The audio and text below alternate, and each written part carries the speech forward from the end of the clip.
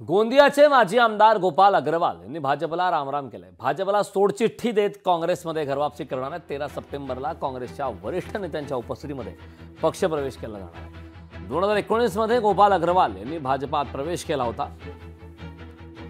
काँग्रेस पक्षाकडून सतत 5 वेळा आमदार राहिलेले गोपाल अग्रवाल यांनी 2019च्या विधानसभा निवडणुकीत भारतीय जनता पक्षात तत्कालीन मुख्यमंत्री देवेंद्र फडणवीस यांच्या हस्ते प्रवेश करीत गोंदिया विधानसभेचा विकास करण्यासाठी भारतीय जनता पक्षाच्या कमळ चिन्हावर गोंदिया विधानसभेची निवडणूक लढली होती। मात्र त्यांना त्या निवडणुकीमध्ये पराभव पत्करावा लागला होता।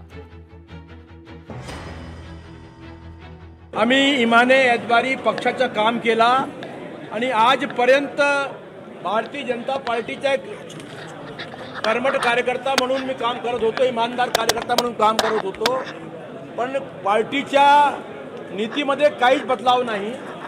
जे मागच्या 2 वर्ष 3 महिन्यामध्ये सुरू होता ते आज पण सुरू आहे। ते माझ्या राजीनाम्यामध्ये लिहिलेलं आहे मी।